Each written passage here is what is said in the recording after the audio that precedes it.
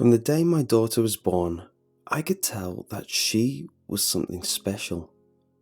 We named her Zoe, and she was the smartest baby I have ever seen. Every single month, I loved my special little girl more and more. But for some odd reason, my wife distanced herself away from Zoe every single month. By the 6th month, my wife barely even gave Zoe a glance. I can tell it made Zoe sad, but I didn't really want to bring it up. I just wanted my daughter to know that I loved her very much. Zoe said her first word when she was 3 months old. Daddy. She never really said mommy or even mom, but my wife never seemed to mind. If anything, she finally looked to be in a much better mood. By the time she was 6 months, Zoe started to walk. She would still fall sometimes, but I was completely blown away by how strong-willed her young mind was. Instead of crying whenever she fell, she would just pick herself back up and continue trying. On Zoe's first birthday, my wife was busy with work, so I shared a very special day with my daughter. I got her a chocolate cake for her to smash and devour. She didn't touch it, but she looked perfectly happy with staring at the cake with a look of wonder on her face. We spent the rest of the day playing with her presents until it was her bedtime. My wife didn't come home until 10 p.m. I asked her where she was, but she just put her hand up to my face and walked past me and into our bedroom. I sighed and watched TV until I fell asleep on the couch. I woke up to the sounds of my wife and Zoe talking. My wife was trying to get her to say mommy, but Zoe kept clapping her hands while saying daddy with a wide smile on her face.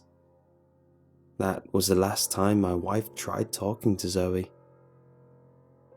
On the day of Zoe's 2nd birthday, my wife told me she was going to stay later at work. I tried begging and reasoning with her to stay, but she just told me it wasn't worth it. I heard sniffles from behind me when my wife left the house. I turned around to see a tear-stricken Zoe staring out the door. She asked me if mommy didn't love her, but I just hugged her and told her that we both loved her very much. After I pulled away from the hug, Zoe asked me, "Why doesn't she talk to me?" I told her that mommy was just stressed and to not let it bug her. I got her another cake, but she told me that she didn't like to eat cake. She thought it was too pretty to destroy. With a nod, I left the cake on the dining room table and took out 3 brightly colored bags from under the table. We have this tradition where I take out the presents for her and rip the paper as carefully as possible. She liked using the wrapping paper as little decorations for her room. The first 2 presents were just little bow sets and a couple of new books. The 3rd present was one of those baby dolls you can feed and change. She was really excited about the doll. She played with it in the living room by herself until it was time for bed. My wife came back home at 11 p.m. completely drunk. She looked like she was crying, but I was far too tired to even acknowledge that she was there. She did it all of the time to Zoe, and now me. Our marriage was falling apart, and I really didn't know how to fix it. I thought she was just going to go into the bedroom, but she walked into the middle of the living room and picked up Zoe's new doll. After a couple of seconds, she started to hug the doll and rock it back and forth. The bottle and the 3 toy diapers were lying next to it, and my wife picked those up as well. She put the bottle up to the baby and started whispering to it. I was completely at awe at the sight of my wife showing the baby doll more attention than she ever gave Zoe. She sat down on the couch with the doll and took the bottle out of its mouth and continued to whisper to it. The whispering overwhelmed me with curiosity, so I snuck up behind her and tried to listen to what she was saying. It was hard at first, but after a couple of seconds, I noticed she was saying the same thing over and over again. Please call me Mommy.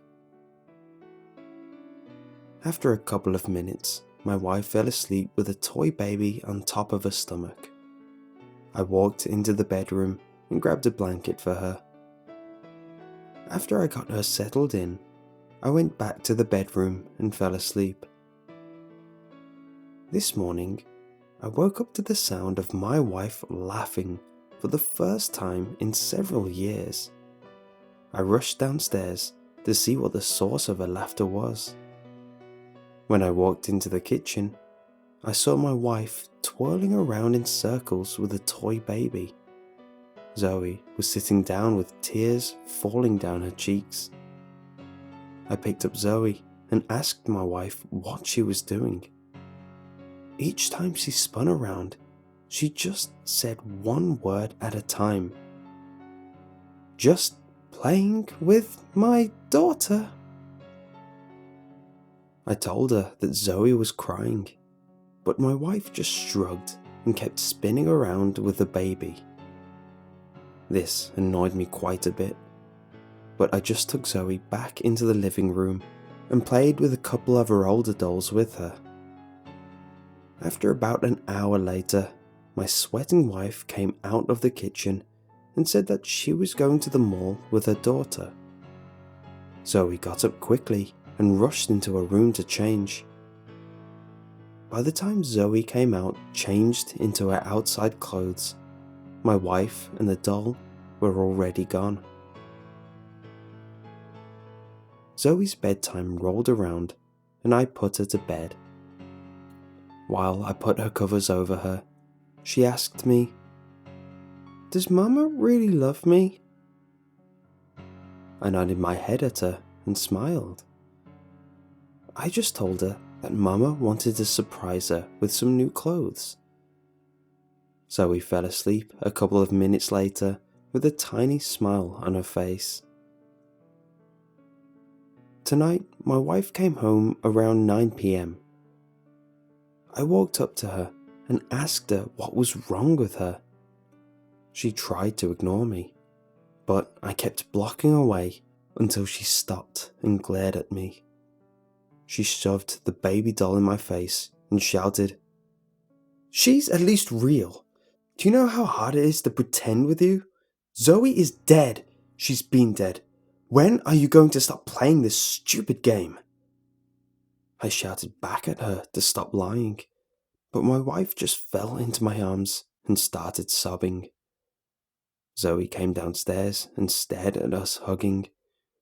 She gave me a smile and walked back upstairs. I started to sob with my wife as memories started to flood in. Our beautiful daughter died 10 days after we brought her home from the hospital.